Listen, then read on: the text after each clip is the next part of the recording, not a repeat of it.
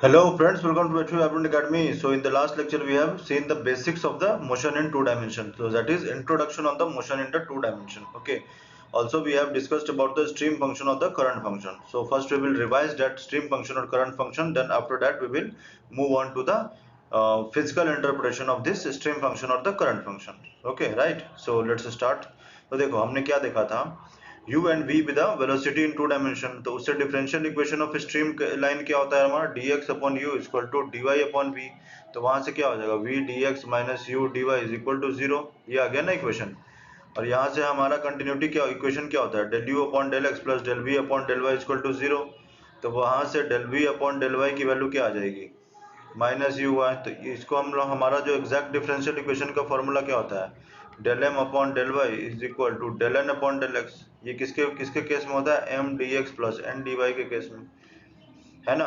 तो यहाँ पे कंपेयर करने पे m की वैल्यू क्या आ जाएगी, इसको अगर हम M D x plus N D Y is equal to 0 इससे कंपेयर करें तो क्या हो जाएगा m is equal to V आ जाएगा और n is equal to minus U आ जाएगा. तो यहाँ से अगर हम देखें तो एग्जैक्ट डिफरेंशियल हो रहा है ना ये del M upon del y. तो इसको हम कैसे लिख सकते हैं v की जगह पे m रखो तो del M upon del Y is equal to del N upon del Y.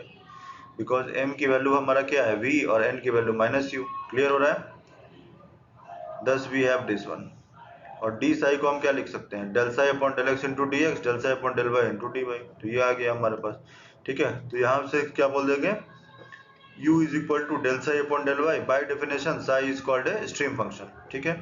और वन इस इक्वेशन से v dx minus u dy is equal to 0 equation 1 ले लो और हमारा दिए इक्वेशन 3. तो इससे क्या आ जाए v dx minus u dy 0 और यहाँ से d psi तो d psi is equal to 0. d psi is equal to 0 का मतलब psi is equal to constant where c is a arbitrary constant. Thus the stream function is constant along the streamline.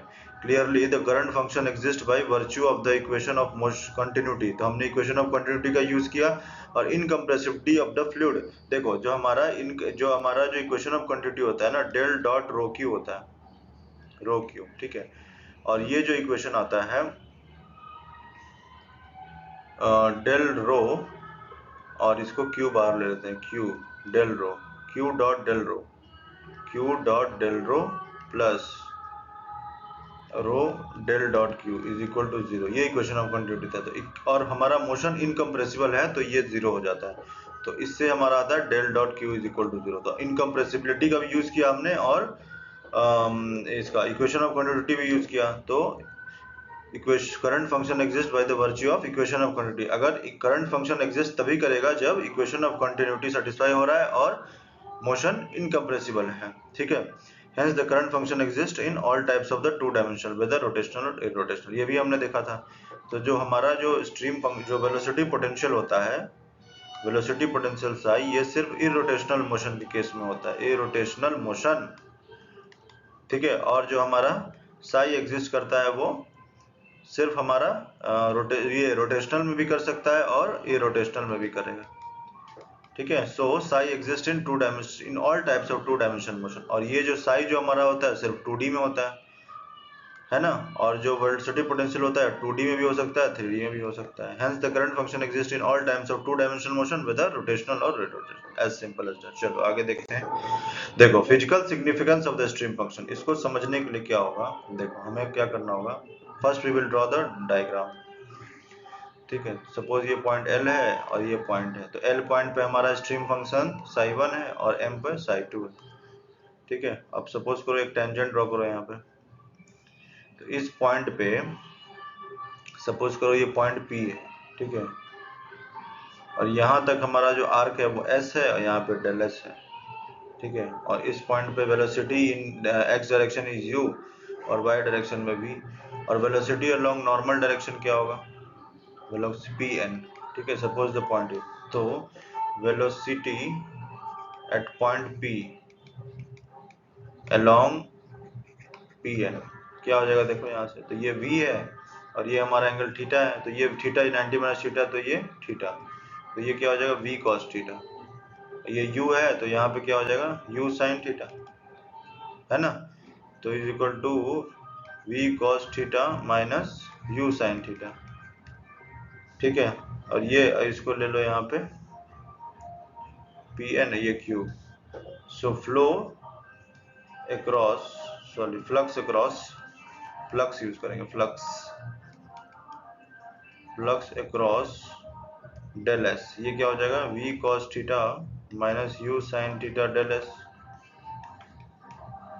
ठीक है। और flux across whole lm, ठीक है, lm का क्या हो जाएगा integration lm v cos theta minus u sin theta del S, ठीक है, ये lm के क्रॉस हो जाएगा।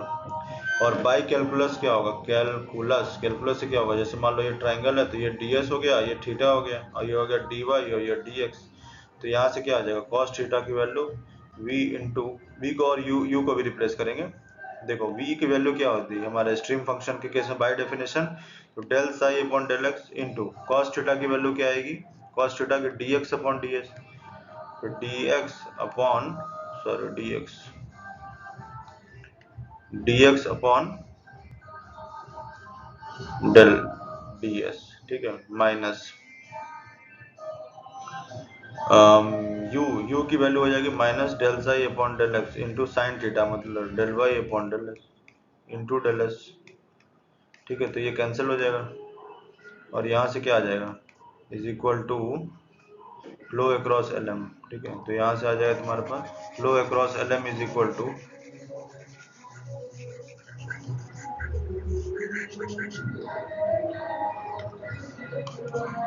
Flow across L M is equal to del psi upon del x into D x plus del psi upon del Y into D Y, ठीक है।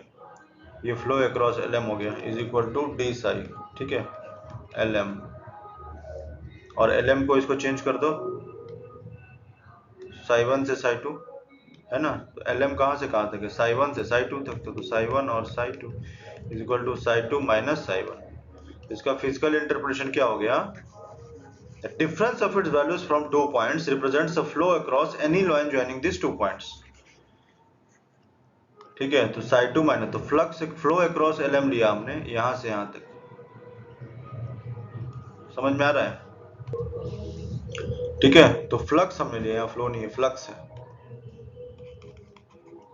ठीक है। तो फ्लक्स अलोंग एल एम, जैसे इस पॉइंट से इस पॉइंट तक लिया एल और एम, तो फ्लक्स अलोंग एल एम, और यहाँ पे साई वन है यहाँ पे साई टू है, तो फ्लक्स अलोंग एल एम है ना। तो psi two minus psi one represent the flow across L M, flow across any line, मतलब कोई भी लाइन यहाँ से ज्वाइन कर दो दोनों, ठीक है। तो line one, line path one, part two, path three और पार्ट फोर, ठीक है। तो किसी भी पाथ से अगर जाए तो फ्लो अक्रॉस एल एम, ठीक है, flow across sorry the difference of its value from two point psi two minus psi one is equal to flow across any line joining the two points, ठीक है। कोई भी line के through ये flow represent करेगा psi two minus seven, as simple as that, ठीक है। चलो आगे देखो, देखो इसी को यहीं पे वो बताया हुआ है, इसको एक्सप्लेन किया हुआ है, जैसे देखो इसको रीड कर लेते हैं, L M be any curve in x y plane and psi one and psi two with a stream function. तो यहाँ पे साई वन है, यहाँ पे साई टू है, ठीक है। Let P be arbitrary point, ये पी आर्बिट्ररी पॉइंट ले लिया on the L M such that L P बराबर एस, तो ये डिस्टेंस क्या है L P is equal to s है, और पी क्यू की वैल्यू क्या है डेल एस है, तो ये पूरा डेल एस प्लस, तो एल क्यू की value s plus del s, let's theta be the angle between the tangent P and x axis, तो ये थीटा हो गया, and u and v with the velocity component, the velocity at plane along the inward normal, तो इसके along velocity क्या होगा, ये हो जाएगा v cos theta minus u sin theta, ठीक है। और v और u की वैल्यू क्या होती है स्ट्रीम फंक्शन के डिफरेंशियल से, u equal to minus del psi upon del Y और v equal to del psi upon del x, और कैलकुलस से ये आ गया, तो इसका टोटल वैल्यू रखने पे क्या आएगा, देखो flux across P Q, P Q का डिस लेंथ कितना था डेल एस था, हमने जो ड्रॉ किया यही था ना भाई, यहाँ तक एस लिया, यहाँ तक डेल एस लिया, तो ये पॉइंट पी था, ये क्यू था, है ना, और ये पॉइंट एम था और ये एल था, तो पी क्यू तक मतलब यहाँ तक, सिर्फ यहाँ तक ले रहे हैं पी क्यू तक, तो पी क्यू तक क्या आएगा, यही है ना यहाँ तक पी क्यू, तो पी क्यू तक तुम्हारा क्या हो जाएगा डेल एस है distance, total flux across LM from right to left, तो v cos theta minus u, इसको सिंप्लीफाई करने पे आता है psi 2 माइनस u। तो हमने क्या बताया भाई, property of the current function is that the difference of its value at 2 points represents the flow across any line joining the 2 points। ठीक है, उसके बाद क्या है, the current function psi at any point can also be defined as a flux, that is rate of flow of fluid। Flux को कैसे define कर सकते हैं, defined as a flux across the curve LP where L is some fixed point in the, तो psi को हम क्या बोलते हैं, फ्लक्स भी बोल सकते हैं, क्योंकि लास्ट स्लाइड में हमने क्या लिखा था, flux across this distance PQ, this length PQ, है ना। Since the velocity normal to del S will contribute to the flux across del S where the velocity along, ये सबसे ज्यादा इंपॉर्टेंट कंसेप्ट है, देखो इसको कैसे समझेंगे।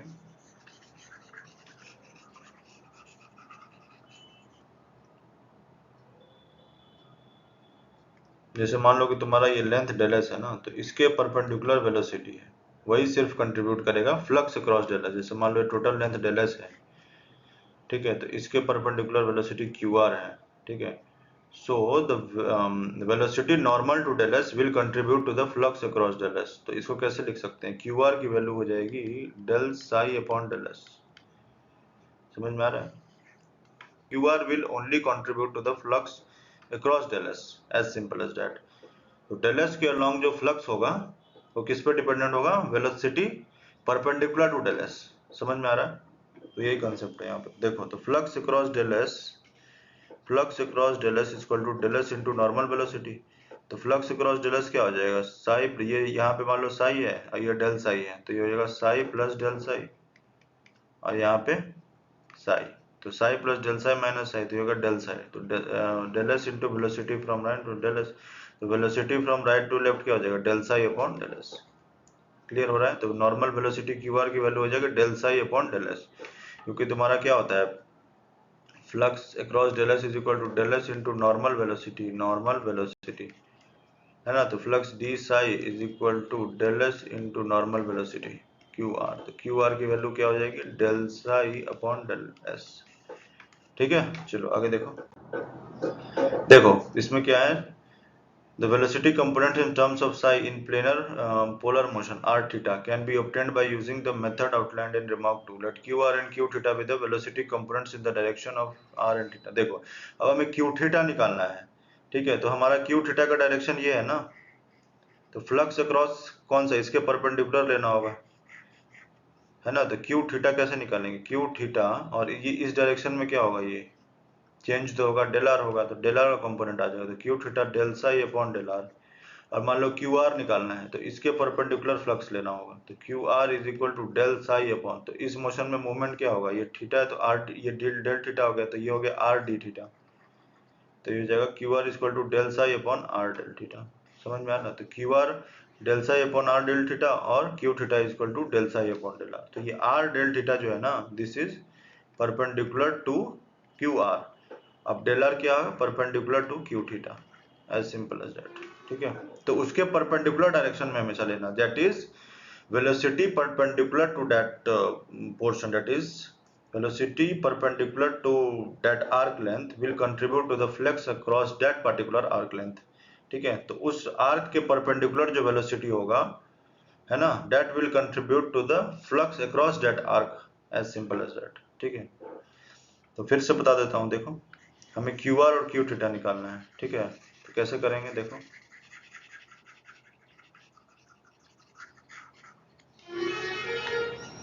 क्यू आर की वैल्यू क्या होगी, del psi upon q r के परपेंडिकुलर जो है वो आर्क कौन सा है, ये है, क्यू आर के परपेंडिकुलर आर्क जो है वो ये है, तो ये कौन सा होगा, आर डी थीटा, तो यहाँ लिखो आर डेल थीटा।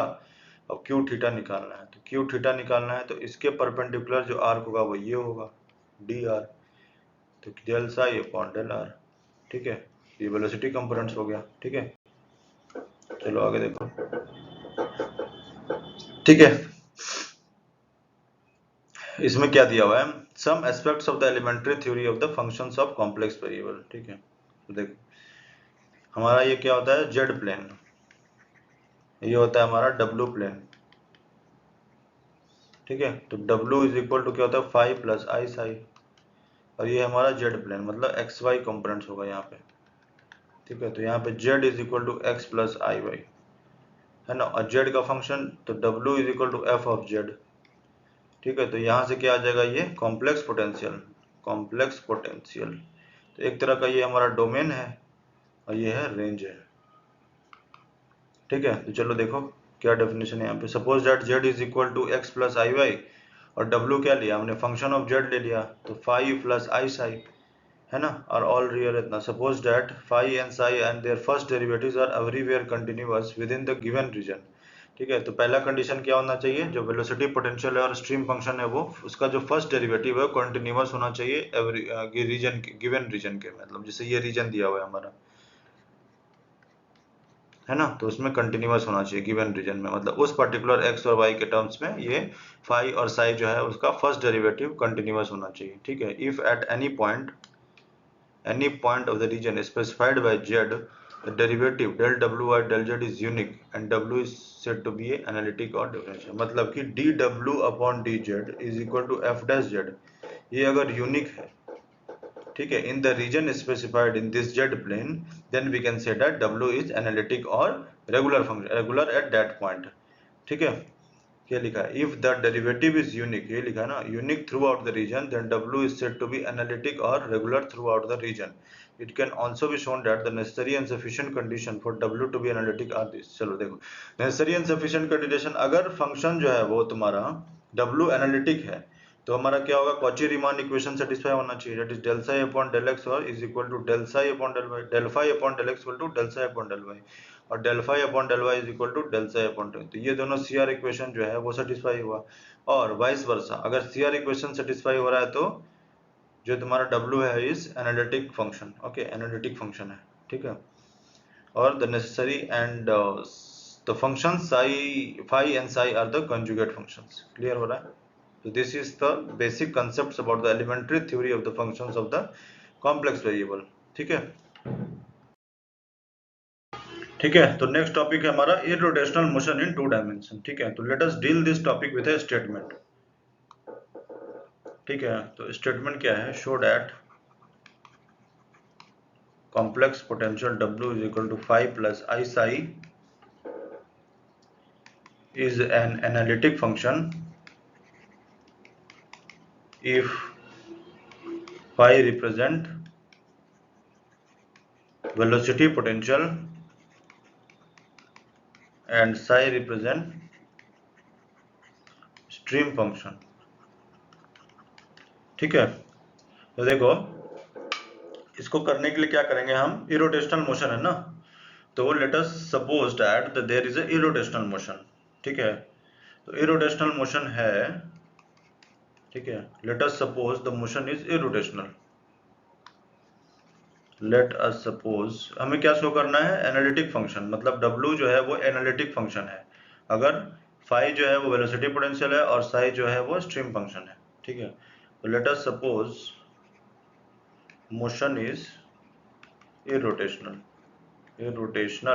इससे क्या हो जाएगा, इरोटेशनल है तो q की वैल्यू क्या हो जाएगी, माइनस डेल फाई, तो q is equal to minus of del phi, क्या होगा, del phi upon del X I cap plus del phi upon del Y J cap, यही होगा ना, is equal to minus del phi upon del X I cap, और q की value क्या है, U I cap plus V J cap minus del phi upon del Y J cap. तो यहाँ से u की वैल्यू क्या हो जाएगा, minus del phi upon del x, और v की value minus del phi upon del y. ठीक है, और 2D के केस में टू डायमेंशनल मोशन है ना, irrotational motion in two dimension, तो टू डायमेंशनल मोशन है तो स्ट्रीम फंक्शन एग्जिस्ट करेगा, है ना, तो स्ट्रीम फंक्शन एग्जिस्ट करेगा तो क्या होगा, v dx, और हमारा स्ट्रीम लाइंस का इक्वेशन क्या होता है, dy upon dx, sorry dx upon u is equal to dy upon b। तो यहाँ से क्या होता है, v dx minus u dy is equal to d psi is equal to del psi upon del x into dx plus del psi upon del y into dy। तो यहाँ से क्या हो जाएगा, v की वैल्यू आ जाएगी del psi upon del x, और v की वैल्यू यहाँ से क्या आया था, minus del phi upon del y। ठीक है, और यहाँ से u की वैल्यू आ जाएगी minus del psi upon del y, और यहाँ से u की वैल्यू क्या आई थी, minus del phi upon del x is equal to, अब इसको सिंप्लीफाई करो तो क्या आ जाएगा, del phi upon del x is equal to del psi upon del Y, और यहाँ से क्या हो जाएगा, del phi upon del Y is equal to minus del psi upon del x. तो ये क्या है हमारा, ये सी आर इक्वेशन है। तो सी आर इक्वेशन सेटिस्फाई हो गया, तो इसका मतलब क्या हो जाएगा, W is equal to phi plus i psi is an analytic function. समझ में आ रहा है ना, समझ में आ रहा है। तो एनालिटिक, तो सी आर इक्वेशन सेटिस्फाई हो गया।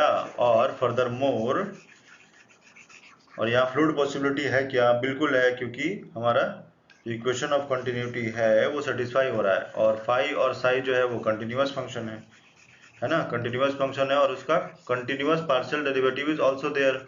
So by definition of the analytic function, since CR equations are satisfied and also there is a fluid possibility, furthermore phi and psi also have a continuous partial derivatives. Hence phi plus I is the analytic function of z is equal to x plus iy, as simple as that. समझ में आ रहा है। तो W is equal to phi plus I psi is an analytic function of z is equal to x plus iy। ठीक है, since there is fluid possibility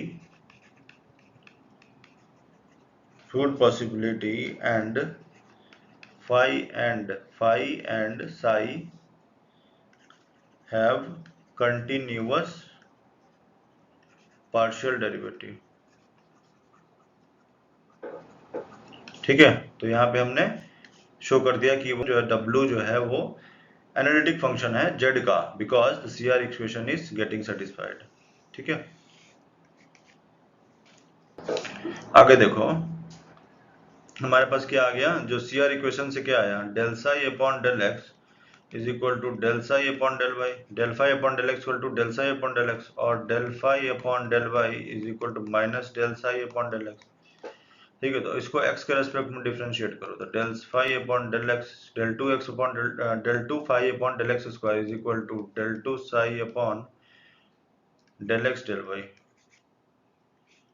है ना, और इसको डिफरेंशिएट करो y के रेस्पेक्ट में, तो del two phi upon del Y square is equal to minus del two psi upon del x del Y. इन दोनों को ऐड करने से क्या आएगा, del two phi upon del x square plus del two phi upon del Y square is equal to 0। समझ में आ रहा है। अब इसको y के रेस्पेक्ट में करो तो ये क्या हो जाएगा, del two phi upon del x del Y is equal to del two psi upon del Y square, है ना, और यहाँ से क्या आ जाएगा, डेल टू, इसको करेंगे x के रेस्पेक्ट में, del two phi upon del x del Y is equal to minus del two psi upon del x square. ठीक है, x के रेस्पेक्ट में किया तो ये क्या हो जाएगा, ऐड करने पे क्या हो जाएगा, यहाँ से del two psi upon del x square plus del two psi upon del Y square equal to 0। Del square psi is equal to 0 आ गया, और del square phi is equal to 0 आ गया। तो इन दोनों से क्या हो जाता है, यहाँ से क्या होता है, Laplace equation is being satisfied for velocity, potential as well as psi। ठीक है, तो यहाँ से हमारे पास पूरा हमने देखने के बाद क्या आया यहाँ पे, after an in-depth understanding of the whole topic, what is the conclusion then? The conclusion is that, देखो conclusion है पहला, the stream function psi exists whether the motion is rotational और irrotational। ठीक है, दूसरा, the velocity